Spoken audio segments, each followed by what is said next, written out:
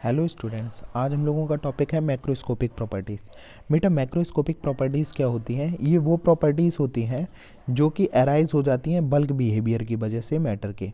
जैसे for example अगर हम बात करें वॉल्यूम, टेम्परेचर, सरफेस टेंशन, ये सारी क्या हैं? बल्क बिहेवियर ऑफ मैटर की वजह से जो प्रॉपर्टीज़ अराइज हो जाती हैं उनको मैक्रोस्कोपिक प्रॉपर्टीज़ बोलते हैं। जैसे फॉर एग्जांपल अगर हम कोई गिलास लेते हैं, उस गिलास में 100 डिग्री सेल्सियस वाटर गर्म करके मैंने डाल दिया है।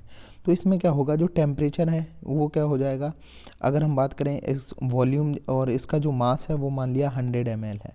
तो 100 ml मास में अगर चेंजमेंट हो गया, जैसे अगर हमने पानी को दूसरे गिलास में कर दिया, तो पानी क्या हो जाएगा? पानी का जो वॉल्यूम है वो क्या हो जाएगा? कम हो जाएगा, और इसका जो टेम्परेचर है वो सेम रहेगा। तो जो प्रॉपर्टीज़ अमाउंट ऑफ सब्सटेंस पर डिपेंड करती हैं, किस पे? अमाउंट ऑफ सब्सटेंस पर डिपेंड करती हैं। उन प्रॉपर्टीज़ को हम बोलते हैं एक्सटेंसिव प्रॉपर्टी। जैसे कि एनर्जी हुई, एंट्रोपी हुई, वॉल्यूम हुआ।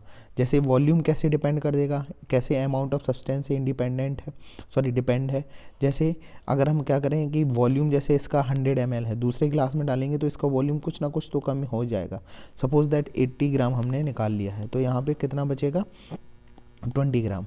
तो इसमें क्या होगा? इसमें प्रॉपर्टीज़ में क्या हो गया? चेंजमेंट हो गया। तो अब दूसरी चीज़ समझते हैं इंटेंसिव प्रॉपर्टीज़। इंटेंसिव प्रॉपर्टीज़ वो होती हैं जो अमाउंट ऑफ सब्सटेंस पर डिपेंड नहीं करती हैं।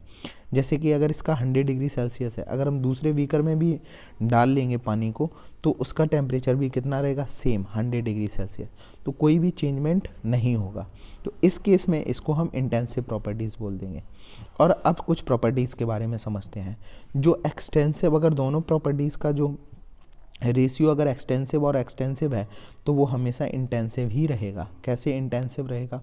जैसे mass upon volume, mass upon volume, mass upon volume क्या होता है बेटा? डेंसिटी। क्या होता है? डेंसिटी, जो कि ये क्या है? आपकी इंटेंसिव प्रॉपर्टीज़ है।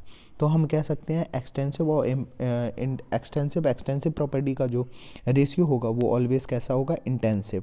तो आई होप आपको इंटेंसिव एंड एक्सटेंसिव प्रॉपर्टीज़ के बारे में समझ में आया होगा। तो समझ लीजिएगा दोबारा, एक्सटेंसिव प्रॉपर्टीज़ क्या होती हैं? जो अमाउंट ऑफ सब्सटेंस पर डिपेंड करती हैं। और इंटेंसिव प्रॉपर्टीज़ क्या होती हैं? जो अमाउंट ऑफ सब्सटेंस पर डिपेंड नहीं करती हैं। आई होप आप लोगों को एक्सटेंसिव एंड इंटेंसिव प्रॉपर्टीज़ समझ में आई होगी। Thank you.